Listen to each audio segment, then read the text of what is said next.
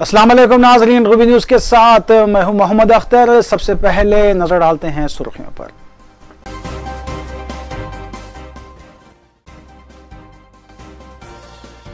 हुकूमत हिंदुत्व नजरिए को फरोग दे रही है। शेड्यूल 3 के तहत लिए गए हलफ की खुली खिलाफ वर्जी। रुकने पार्लिमान हैदराबाद बैरिस्टर असदुद्दीन ओवैसी ने मरकजी हुकूमत पर लगाया इल्जाम।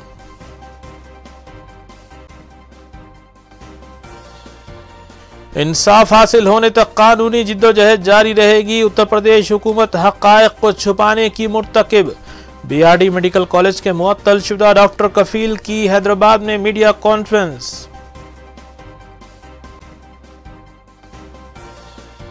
तेलंगाना में टीआरएस हुकूमत को कायम हुए 54 दिन गुजर गए। हनूज काबीना की तश्कील नहीं दी गई। सियासी हल्कों में तजस्सुस बरकरार।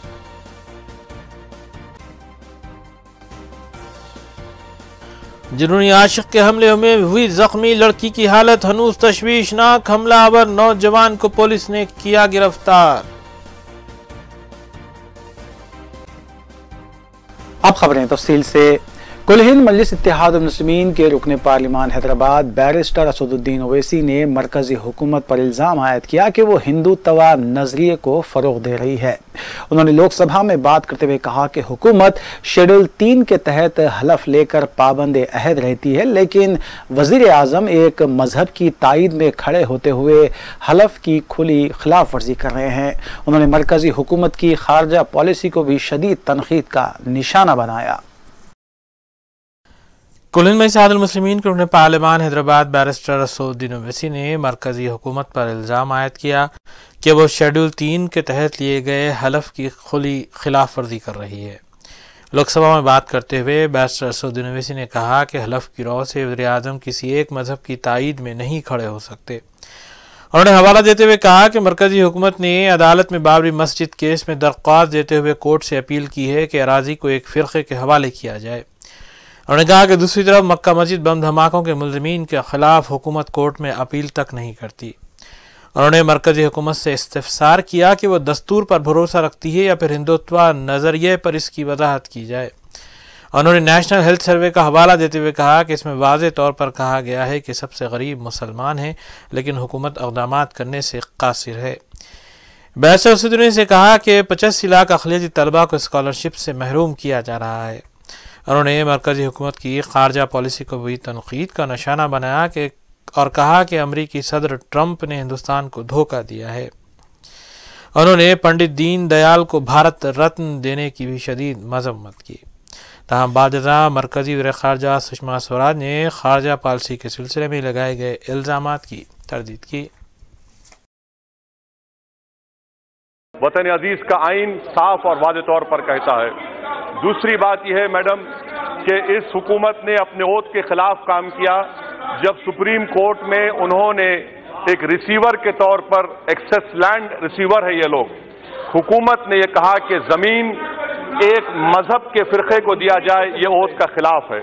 मेरा दूसरा पॉइंट यह है मैडम कि आर्टिकल 49 में खास तौर से जिक्र है सेपरेशन ऑफ पावर्स का।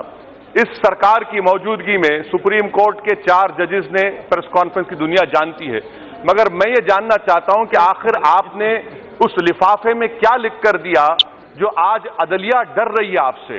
ये हमारी जमहूरियत के लिए बड़ा खतरनाक है।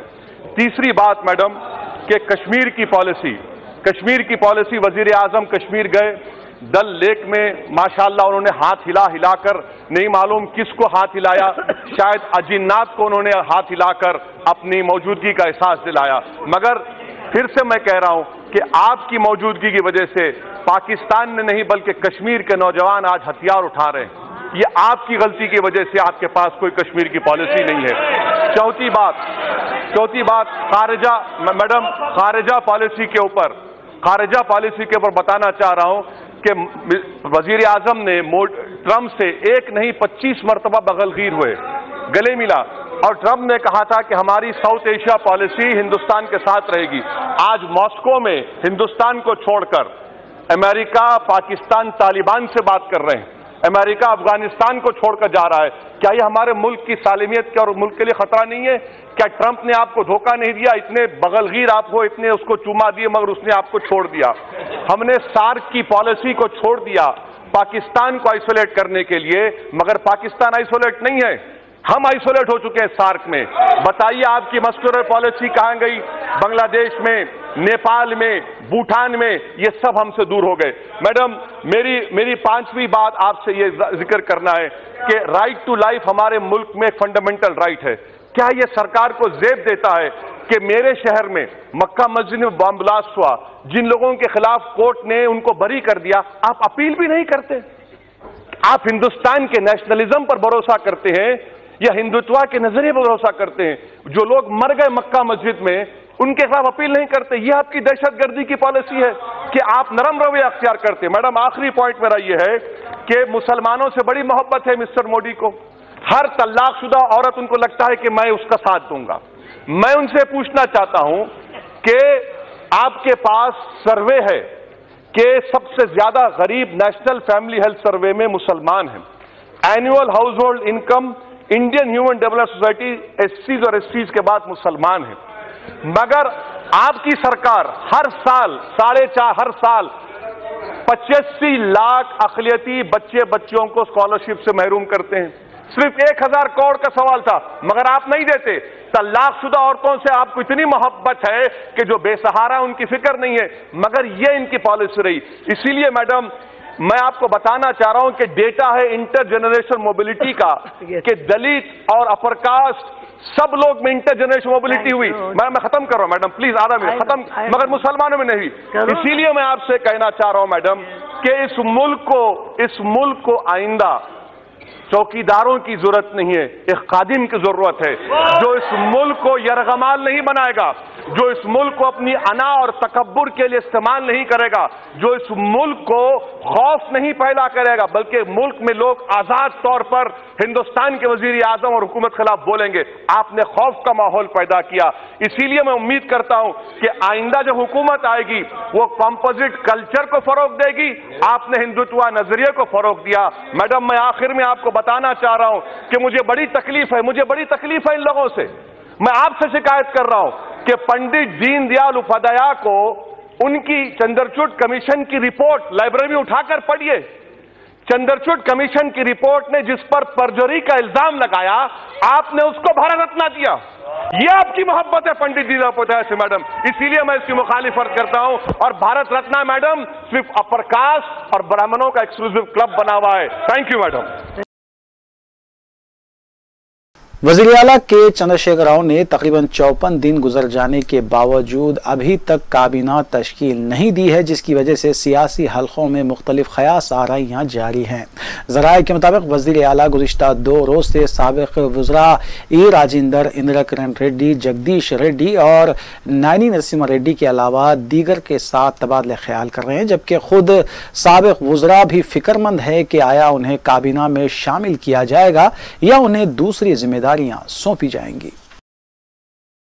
वज़ीर तेलंगाना के चंद्रशेखर राव तकरीबन 54 दिन गुजर जाने के बावजूद भी काबीना तश्कील न देने की वजह से कई एक चीमा गोयां जारी हैं। इस सिलसिले में वज़ीर आला केसीआर गुज़िश्ता 2 रोज़ से साबिक़ा वज़रा ई राजेंद्र, इंदिरा किरण रेड्डी, जगदीश रेड्डी, एन नरसिम्हा रेड्डी और दीगर से तबादले ख्याल में मसरूफ़ हैं। इससे खुद साबिक़ा वज़रा भी खौफ में है कि आया उन्हें काबीना में शामिल किया जाएगा या फिर उन्हें कोई दूसरी जिम्मेदारी तफवीज़ की जाएगी। कबल ये समझा जा रहा था कि 7 फरवरी को काबीना तश्कील दी जाएगी, लेकिन 7 फरवरी भी गुजर चुकी है। तमाम TRS अरकान असम्बली की नज़रें 10 फरवरी पर टिकी हुई हैं, क्योंकि 10 फरवरी भी अच्छा दिन रहने की पंडितों ने वज़ीर आला केसीआर को इत्तला दी है। तेलंगाना में बीजेपी कायदीन सिकंदराबाद पार्लिमानी हल्के पर अपनी नजरें जमाए हुए हैं, जिसकी अहम वजह यह है कि 2014 में इस हल्के से बीजेपी कायद बंडारू दत्तात्रेय ने कामयाबी हासिल की थी। पार्टी ज़राए के मुताबिक इस मरतबा बंडारू दत्तात्रेय को टिकट ना देने का कौमी बीजेपी ने फैसला किया है, जिसके बाद सिकंदराबाद पार्लिमानी हल्के से सदर रियासती बीजेपी डॉक्टर लक्ष्मण और साबिक floor leader Kishan Reddy ticket हासिल करने के लिए अपने अपने तौर पर कोशिशें कर रहे हैं। पार्लिमानी इंतखाबात जैसे करीब आ रहे हैं, तेलंगाना में इंतखाबात को लेकर सियासी सरगर्मियां तेज होती जा रही हैं।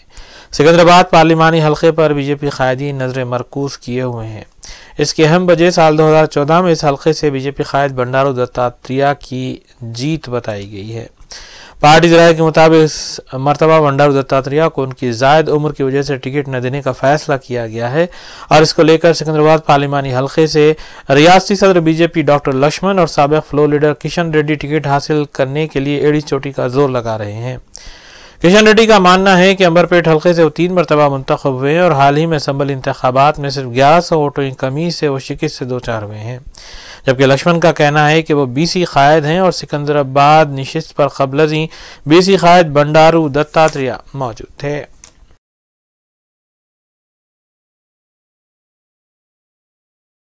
सदर तेलंगाना कांग्रेस कमेटी उत्तम कुमार रेड्डी और अपोजिशन कायद भट्टी विक्रमार्का की क़यादत में हाल ही में एक वफद ने सदर ऑल इंडिया कांग्रेस राहुल गांधी से मुलाकात की थी।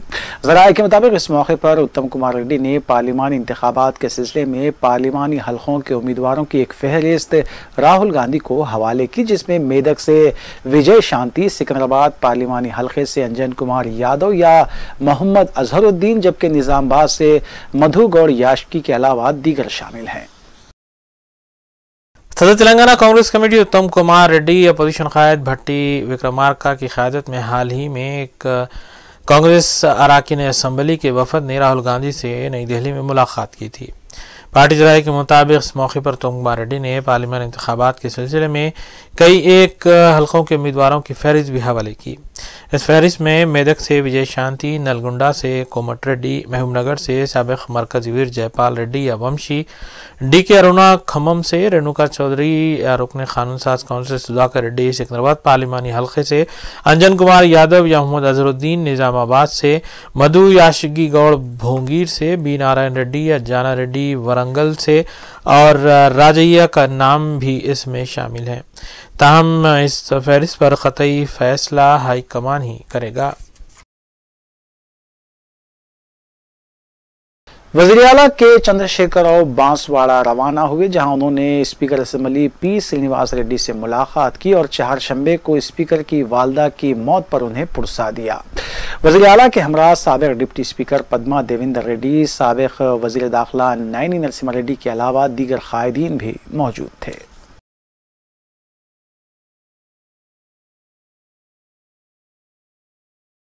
30वें नेशनल रोड सेफ्टी वीक के मौके पर आवामी शऊर बेदार करने के सिलसिले में जुमेरात को मेहदीपट्टनम में एक प्रोग्राम मुनक़िद किया गया, जिसमें नाबालिग बच्चों के सरपरस्तों को मदऊ किया गया, जिसमें उन्हें ड्रंकन ड्राइव, ट्रिपल राइडिंग और लापरवाही से तेज़ रफ्तार गाड़ी चलाने से होने वाले नुकसानात से वाकिफ़ करवाया गया।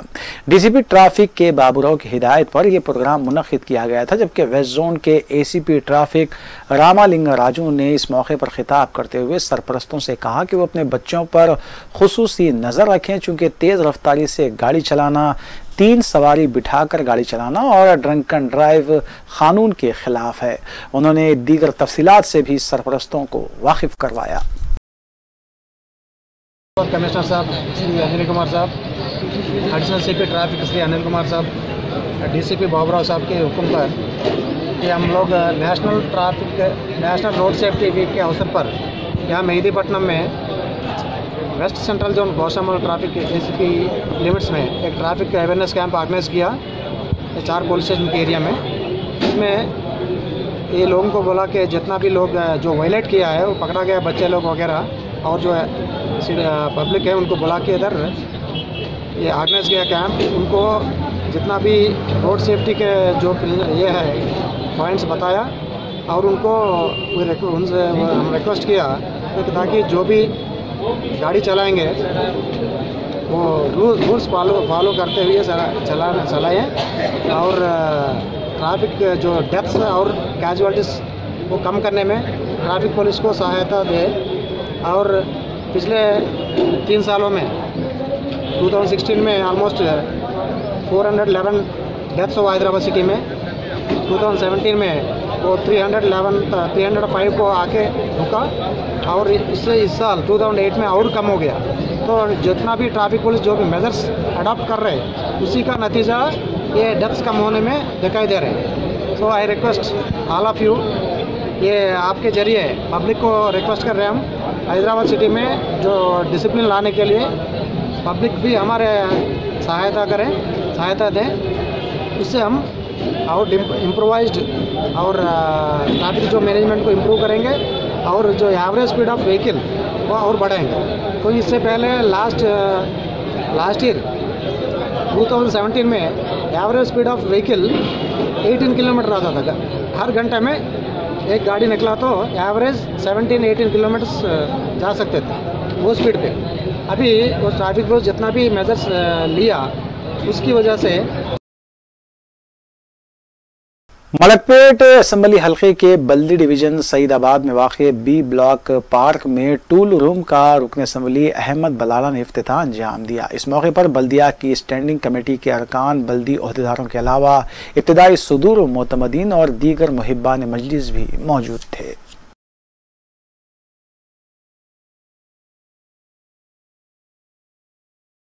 गोरखपुर में वाक़े BRD कॉलेज के मुअत्तल शुदा डॉक्टर कफील खान ने उत्तर प्रदेश हुकूमत पर इल्ज़ाम आयद किया कि उसने हक़ाइक़ को छुपाते हुए BRD ऑक्सीजन सानहे में उन्हें बलि का बकरा बनाया है। हैदराबाद के दौरे के मौके पर डॉक्टर कफील ने एक मीडिया कॉन्फ्रेंस मुनक़िद की और BRD सानहे से कबल और बाद हुए वाक़यात पर तफसीली रोशनी भी डाली। उन्होंने इस अज़्म का इजहार किया कि वो धमकियों के आगे अपना सर नहीं झुकाएंगे बल्कि इंसाफ के लिए कानूनी जद्दोजहद को जारी रखेंगे। BRD मेडिकल कॉलेज वाक़े गोरखपुर उत्तर प्रदेश में अगस्त 2017 में पेश आए अफसोसनाक वाक़े में कई शीरख्वार बच्चों की मौत ऑक्सीजन नहीं मिल पाने से हुई थी और इस साने के लिए हुकूमत ने डॉक्टर कफील को बलि का बकरा बनाते हुए जेल भेज दिया था। तकरीबन 9 महीने जेल की सऊबतें बर्दाश्त करने के बाद वो रिहा हुए थे, जिसके बाद उनके भाई पर भी जानलेवा हमला किया गया था। डॉक्टर कफील ने अपने हैदराबाद के दौरे के दौरान मीडिया प्लस ऑडिटोरियम में एक प्रेस कॉन्फ्रेंस से खिताब करते हुए उन पर की गई ज़्यादतियों और उनके मुस्तकबिल के लाएअमल के बारे में तफसीलात बताईं। उन्होंने उत्तर प्रदेश की योगी हुकूमत पर इल्ज़ाम आयद किया कि हक़ाइक़ को छुपाते हुए उन्हें बलि का बकरा बनाया गया और उनके खिलाफ शवाहिद पेश न किए जाने के बाद हाईकोर्ट ने उन्हें रिहा किया है। और बताया कि उन्हें अब भी धमकियां मौसूल हो रही हैं कि वो BRD कॉलेज के बारे में बात न करें और न ही उनके भाई पर हुए हमले के सिलसिले में कोई इंक्वायरी का मुतालबा करें। उन्होंने बताया कि जेल में उन्होंने 9 महीने गुजारे हैं, लेकिन किस कसूर के तहत उन्हें जेल भेजा गया है ये बताने से तक हुकूमत खासिर है। उन्होंने मुस्तकबिल का लाएअमल पर बात करते हुए कहा कि वो डॉक्टर कफील खान मिशन स्माइल फाउंडेशन का क़याम अमल में ला चुके हैं, जिसके तहत वो उत्तर प्रदेश ही में 500 बेड्स पर मुश्तमिल एनसेफेलाइटिस ट्रीटमेंट सेंटर कायम करना चाहते हैं ताकि इससे मुतासरा बच्चों की जान बचाई जा सके और वहां उनका मौसर इलाज किया जा सके। And the next batch of liquid oxygen came only on 12th of August and it started on 2 o'clock on 13th morning, or you can say 12th night. So there was no liquid oxygen for 56 hours in BRD Medical College. That government has accepted that, and I'll give you the paper which says there was no liquid oxygen for so many hours. We arranged around 500 cylinders in those 56 hours. Cylinders लाते थे, खत्म हो जाते थे। 400 बच्चे थे, 45 तो within 48 hours मर गए और उसमें से 27 न्यूबॉर्न थे। न्यूबॉर्न का मतलब उसी दिन पैदा हुए थे, 2 दिन पहले। The whole situation was so traumatic, so harrowing that I still consider those 9 months less painful, less harrowing than those 48 hours in BRD. वो 48 घंटे अभी भी याद करता हूँ तो रूह कांप जाती है। अब तू है डॉक्टर कफील, तू सिलेंडर लाया था, तू सोचता है तू हीरो है। और ऐसा नहीं है उन्होंने मुझे कोने में अलग बुला के सब बातें की। JP नड्डा उस वक्त health minister, union health minister थे, वो भी थे। शिव प्रताप शुक्ला यूनियन मिनिस्टर, वो भी थे। DM था, SSP थे, मेरा हेड ऑफ द डिपार्टमेंट थे, मेरा पूरा स्टाफ था। मैं जूनियर डॉक्टर में डर गया, हटा दिया गया। उसके बाद FIR होती है, उसके बाद जेल जाते हैं। 9 महीने तक फैमिली को ट्रॉमेटाइज किया जाता है, जेल में ट्रॉमेटाइज किया जाता है। प्राइम टाइम पे चलाया vice principle of BRD medical college. ये देखिए वाइस प्रिंसिपल डॉक्टर कफील खान। किसी ने लिखा हेड ऑफ द डिपार्टमेंट, विभागाध्यक्ष डॉक्टर कफील खान। अरे 1 साल जूनियर था। वाइस प्रिंसिपल बनने के लिए तुम्हें 20 साल का एक्सपीरियंस चाहिए होता है, 40 साल की उम्र होनी चाहिए। हेड ऑफ द डिपार्टमेंट बनने के लिए तुम्हें प्रोफेसर बनना पड़ता है। Those media people sitting in Delhi and Bombay, they did not go to the ground level to find out who is Dr. Kapil. They just started taking stories from social media platform. Those IT cells, the hate mongers, the fact distorters, they started smear campaign against me. And these media houses, they just pick up the story from social media platform. कहीं नहीं, कौन है ये doctor Kapil, vice principal कैसे बन गया, सारी they showed as I was running the whole medical college. Barkatpura इलाके के सत्यानगर में चारशंबे को एक जुनूनी आशिक के हमले में शदीद जख्मी लड़की की हालत हनूस तशवीशनाक बताई गई है। यशोदा हॉस्पिटल मलकपेट में जख्मी लड़की मधुलिका को ICU में रखा गया है, जबकि डॉक्टर श्रीनिवास ने बताया कि लड़की को ताहाल 15 बोतल खून चढ़ाया गया है और जुमेरात को लड़की के ब्रेन का CT स्कैन भी किया गया। डॉक्टर श्रीनिवास ने बताया कि लड़की की हालत पर डॉक्टर मुसलसल नजर रखे हुए हैं और दूसरी तरफ पुलिस ने जुनूनी आशिक भरत को गिरफ्तार कर लिया है। लड़की के सरपरस्तों ने भरत के खिलाफ सख्त कार्रवाई का पुलिस से मुतालबा किया है। ఇంప్రూవ్మెంట్ వచ్చింది కండిషన్ బ్లడ్ ప్రెషర్ పరంగా. సో తక్మా బ్లడ్ రిపోర్ట్స్ అన్నీ ఇప్పుడు సార్ చెప్పినట్టుగా రిపోర్ట్స్ వస్తే ఇవాళ అయితే later part of the day ఇవాళ సర్జరీ అనుకుంటున్నాం. సర్జరీ అప్పుడు ఎన్ని గాయాలు ఉన్నాయో అన్ని గాయాలకి అడ్రస్ చేసినట్టే అంత team of doctors we're planning. Surgery సుమారు అందరం కలిపి చేస్తాం కాబట్టి ఎంత లేదన్నా 4-5 అవర్స్ అయితే పడుతుంది సార్. అమ్మాయి నిన్న యశోద ఆసుపత్రికి వచ్చినప్పుడు బీపీ రికార్డ్ అయ్యే పరిస్థితులు లేదు. తీవ్ర రక్తస్రావంతో బీపీ రికార్డ్ అవ్వలేదు. దాంతోపాటు 15 చోట్ల తీవ్రమైన ఘాట్లతోటి తను వచ్చినప్పటి నుంచి ఈ రోజు వరకు మనము అరౌండ్ 12 to 15 బ్లడ్ ప్రోడక్ట్స్ ఇవ్వడం జరిగింది. దానితోటి బీపీ కొంచెం మెరుగై స్టేబుల్ అయింది. బట్ ఇంకా పేషెంట్కి కృత్రిమ శ్వాస ఇవ్వడం జరుగుతున్నది. దాంతోపాటు ఆమె ఇంకా అన్కాన్షియస్లో ఉన్నది. మన స్పృహలోకి ఇంకా ఈ రోజు వరకు రాలేదు. ఈ 24 గంటలలో ఆమె బీపీని మనం ఇంప్రూవ్ చేసి మెయింటైన్ చేయగలిగినాం. ఫర్దర్గా ఏమిటి అని అంటే ఇంకా ఆమెకు రిక్వైర్డ్ బ్లడ్ ట్రాన్స్ఫ్యూజన్స్, ప్లేట్లెట్స్ కానీ ఆర్బీసీస్ కానీ ఇంకా రిక్వైర్మెంట్ ఉన్నది. ఆ పారామీటర్స్ వచ్చిన తర్వాత ఈరోజు we're planning for surgeries. That includes neurosurgery doctor Srinivas గారు అండ్ ప్లాస్టిక్ సర్జరీకి సంబంధించిన ఆపరేషన్స్ ఈరోజు మేము ప్లాన్ చేస్తున్నాము. ఆమె మనకు సహకరించి ఆ బ్లడ్ రిపోర్ట్స్ అన్నీ నార్మల్గా ఉంటాయి. బట్ ఇంకా ఆమె కండిషన్ కంపారిటివ్లీ ఎస్టర్డే క్రిటికల్గానే ఉన్నది.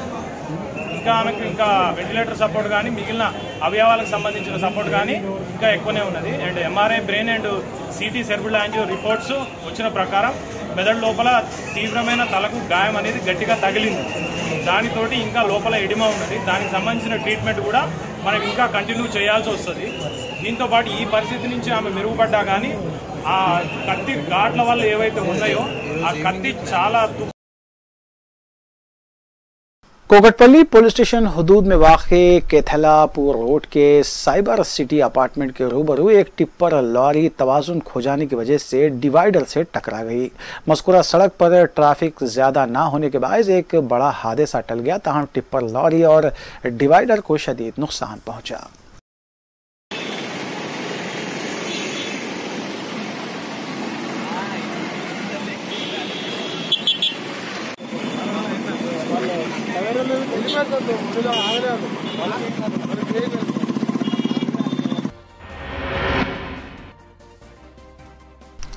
वक्फे के बाद दोबारा आपका खैर मकदम है। Hyderabad city police commissioner Anjani Kumar IPS ने टोली चौकी पुलिस स्टेशन से वाबस्ता ट्रैफिक सब इंस्पेक्टर अमजद को CAR हेडक्वार्टर अटैच कर दिया है। वाज़ेह रहे कि ट्रैफिक सब इंस्पेक्टर अमजद 2 दिन कबल अजीज़ बाग के पास एक ज़ईफ़ ठेला बंडेरा को गाली गलोच करते हुए उससे उन्होंने चालान किया था और इस वाक़े के ताल्लुक़ से रूबी न्यूज़ चैनल पर न्यूज़ भी नशर की गई थी। बाद कमिश्नर पुलिस अंजनी कुमार ने ट्रैफिक सब इंस्पेक्टर अमजद के खिलाफ कार्रवाई की।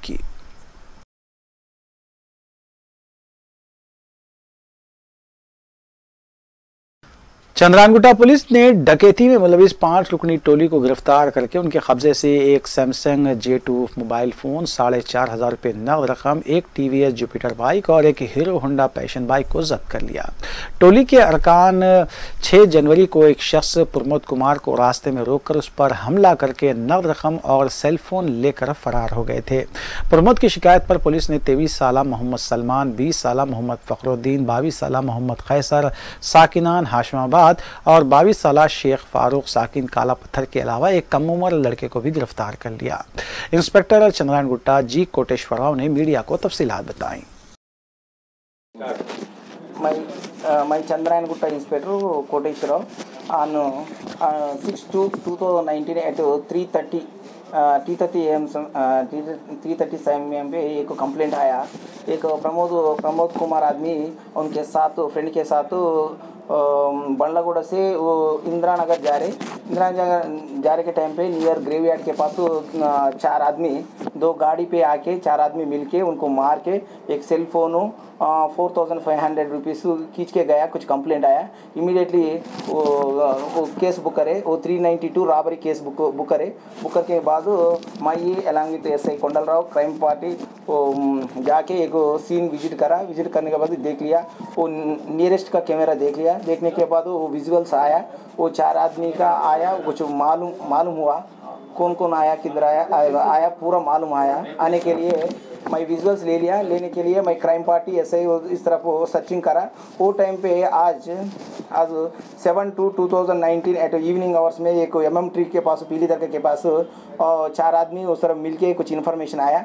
आने के लिए मैं SI क्राइम स्टाफ जाके उनको आके पकड़ लिया। पकड़ कर थोड़ा इंट्रागेशन करा, इन्वेस्टिगेशन करा।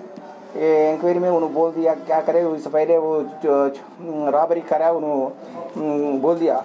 होने के लिए इनको पकड़ के उनके साथ में एक सेल फोन वो 4,500 रुपीज़ इनके इंटैक्ट पोजीशन में रिकवरी हुआ। वो टाइम पे एक गाड़ी है ना, 2 गाड़ी जुपिटर का गाड़ी, एक पैशन प्रो का गाड़ी है, उनके साथ 2 गाड़ी, एक सेल फोन 4,500 रुपीज़ उनके साथ सीज करे। पूरा पुलिस फॉर्मेलिटी का होने के बाद इस तरह कंप्लीट होने के बाद वो कोर्ट में पेश कर रहा हूँ। हाँ, टोटल उन्होंने इस पहले उन्होंने कंप्लेंट बोल दिया, 4 आदमी बोल दिया। वो मैं थोड़ा इंक्वायरी के बाद इन्वेस्टिगेशन में वो 5 आदमी आया। 5 आदमी का नाम वो थोड़ा सेक्शन आल्टर करे। वो पहले 392 रॉबरी केस में है, ఇప్పుడు 395 डकैती केस सेक्शन आल्टरेशन करके उनको कोर्ट में प्रोड्यूस कर रहा हूँ। सुन्नी दावत इस्लामी का 2 रोज़ा इज्तिमा 9 और 10 फरवरी को ईदगाह मीर आलम पर मुनक़िद होगा। 9 फरवरी को ख़वातीन के लिए जबकि 10 फरवरी को मर्द हजरात के लिए इज्तिमा मुनक़िद किया जाएगा। इज्तिमा के इंतज़ामात का जायज़ा लेने के लिए रुकन असम्बली मोहम्मद मौज़म खां, डिप्टी मेयर बाबा फसीउद्दीन, ACP चारमीनार अंजैया के साथ इज्तिमा के ज़िम्मेदारों बशमूल हसन फारूकी ने इज्तिमागाह का दौरा किया। उनके हमरा बल्दी बरखी और आबरसानी के ओहदेदार भी मौजूद थे, जबकि कॉरपोरेटर रमनसपुरा मोहम्मद मुबीन और दीगर मजलिसी कारकुनान भी इस मौके पर मौजूद थे। और अल्हम्दुलिल्लाह तमामी इंतजामात का जायज़ा लिया गया है और अल्हम्दुलिल्लाह बहुस्न ख़ूबी इंतजामात अभी जारी व सारी है। और ये तयक़्क़ुन तमामी डिपार्टमेंट्स की जानिब से, तमामी ज़िम्मेदारान और अहदेदारान की जानिब से ये तयक़्क़ुन भी दिया गया है कि इंतजामात इंशाअल्लाह 100% इत्मीनान बख्श इंतजामात होंगे, जिसमें किसी किस्म की कोई शिकायत की कोई गुंजाइश न आएगी। मजलिस इत्तेहादुल मुस्लिमीन और जनाब बैरिस्टर असदुद्दीन ओवैसी साहब चाहते हैं कि ये 2 दिन का जो इज्तिमा है 9 और 10 तारीख के दिन एक बेहतरीन तरीके से हो, इंतज़ामात में कोई कमी ना हो। अल्हम्दुलिल्लाह इस एरिया के कॉरपोरेटर जनाब मुबीन साहब पिछले 10 दिन से इस काम को लगे हुए हैं और ख़ास तौर से आज हमारे बाबा फसीउद्दीन डिप्टी मेयर भी आए हैं। यूनानी तिब को फ़रोग़ देने के सिलसिले में 6 फरवरी तक 11 फरवरी यूनानी डे तक़ारीब का इनेक़ाद अमल में लाया जा रहा है, जिसके तहत यूनानी मेडिकल कैंप्स का अहतमाम भी जारी है। जुमला 16 कैंप्स मुनक़िद किए जा रहे हैं। इस दौरान 9 फरवरी को तहरीरी और तकरीरी मुकाबले शहर और अज़ला में भी मुनक़िद किए जाएंगे। Principal government Nizamia Tibbi college doctor Shahzadi Sultana ने मीडिया कॉन्फ्रेंस में तफसीलात बताईं। उन्होंने बताया कि 10 फरवरी को निज़ामिया तिबी कॉलेज कॉलेज चार मीनार से मदीना बिल्डिंग तक यूना वॉक का भी अहतमाम किया जाएगा, जबकि 11 फरवरी को साइंटिफिक सेशन मुनक्किद होगा जिसमें वज़ीर दाखिला मोहम्मद महमूद अली के अलावा सदर मजलिस बैरिस्टर असदुद्दीन ओवैसी के अलावा दीगर भी मेहमान खुसूसी होंगे। सेशन में लेक्चर्स का भी अहतमाम होगा, जबकि इस मीडिया कॉन्फ्रेंस में डॉक्टर अबुल हसन अशरफ सादिक, रुकन government general hospital development committee व member CCIM doctor A Khan, doctor Mohammed Haider Ali Yamani, doctor M.A. Vakil और डॉक्टर तनवीर मुमताज़ ने भी खिताब किया।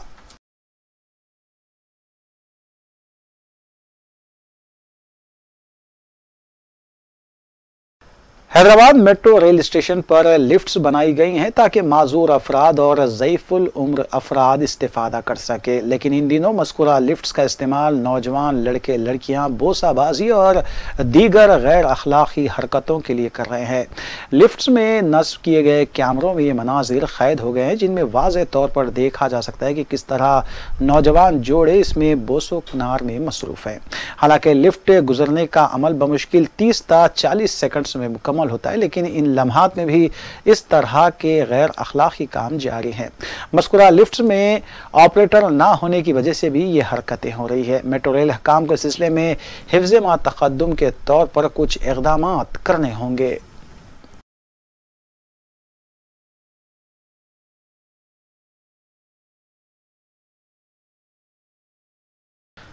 Telangana state road transport corporation की जानिब से कला भवन ऑडिटोरियम में 30वें रोड सेफ्टी वीक के मौके पर अवार्ड फंक्शन का इनेकाद अमल में लाया गया। इस अवार्ड फंक्शन में MD TSRTC Sunil Sharma IAS, जो महकमे R&B ट्रांसपोर्ट के प्रिंसिपल सेक्रेटरी भी हैं, उन्होंने मेहमान खुसूसी की हैसियत से शिरकत की और खिताब किया। अलावाजी RTA DGP Krishna Prasad, commissioner police Hyderabad Anjani Kumar IPS के अलावा दीगर ने मेहमानान एजाजी के तौर पर शिरकत की। मुखर्रीन ने अपने खिताब में RTC अमले खासकर ड्राइवर्स को ताकीद की कि वो महफूज ड्राइविंग को यकीनी बनाएं। इस तकरीब में बेहतरीन सर्विस फराहम करने वाले RTC drivers, depot managers, assistant depot managers व दीगर अमले को अवार्ड से भी नवाजा गया।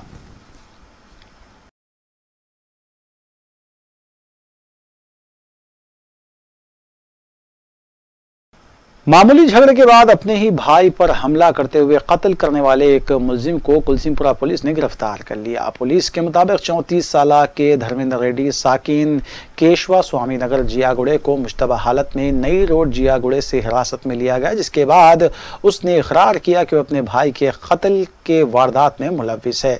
बादशाह कुलसीमपुरा पुलिस ने उसे अदालती तहवील में दे दिया। 2 तारीख के दिन रात में 11 बजे के समय में केशव स्वामी नगर कुलसूपुरा लिमिट्स में एक धर्मेंद्र रेड्डी बोलकर आदमी उसका भाई को छोटा मसले में एक बड़ा लकड़ी से उसका सिर के ऊपर धनाधन 3-4 बार मारे तो उसको सीवियर इंजरीज हो गए। उन्होंने उधर गिर जाके पूरा खून में ये हो गया। वो बाजू वाले और उसका फैमिली मेम्बर्स इमीडिएटली 108 को बुला के और पुलिस वालों को इत्तला दे के इसको ट्रीटमेंट के वास्ते इमीडिएट उस्मानिया जनरल हॉस्पिटल शिफ्ट करे थे। और उस्मानिया में वाइल अंडर गोइंग ट्रीटमेंट उन्होंने करीब 1 बजे के समय में उन्होंने उसको मर गया।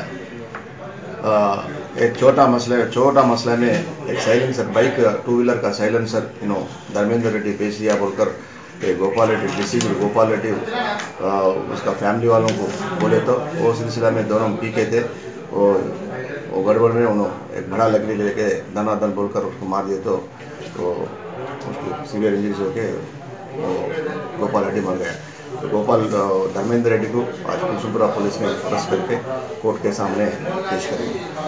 सर पहले ही कंप्लेंट हुआ, पहले 307 सेक्शन 307 में केस रजिस्टर हुआ, बाद में वो हॉस्पिटल से हमारे इन्फॉर्मेशन आने के बाद उसको 307 से 302 ऑल्टर करे सेक्शन। ठीक सर, ये दोनों भाई एक पूरा 5 भाई हैं, दोनों भाइयों को जोरू भी जोड़ के चले गए। ये दोनों पूरा पीवट है, पी के कुछ काम ही नहीं करते। बुढ़े उसका अम्मा भी बहुत बुढ़ी माँ को भी हराश कर रहे थे बहुत दिन से। तीनों मिलकर रहते उसके अम्मा के साथ। आखिर में सुर्खियां एक बार फिर।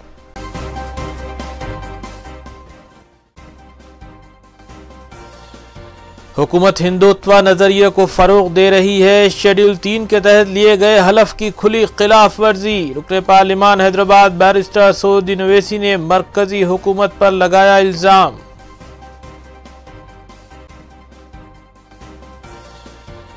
इंसाफ हासिल होने तक कानूनी जिद्दोजहद जारी रहेगी। उत्तर प्रदेश हुकूमत हक़ाइक़ को छुपाने की मुर्तकिब। बीआरडी मेडिकल कॉलेज के मुअत्तल शुदा डॉक्टर कफील की हैदराबाद में मीडिया कॉन्फ्रेंस।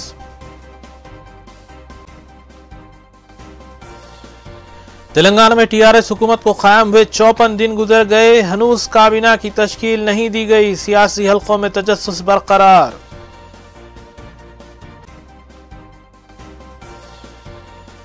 जुनूनी आशिक के हमले में हुई जख्मी लड़की की हालत हनूज तशवीशनाक। हमलावर नौजवान को पुलिस ने किया गिरफ्तार। नाज़रीन, रूबी न्यूज़ की फीडबैक के लिए स्क्रीन पर दिए गए नंबर पर आप कॉल कर सकते हैं या ईमेल के जरिए हमें पैगाम भी भेज सकते हैं। इसी के साथ रूबी न्यूज़ यहीं इख्तिताम पज़ीर होती हैं। रूबी न्यूज़ की सारी टीम को दीजिए इजाज़त। अल्लाह हाफ़िज़।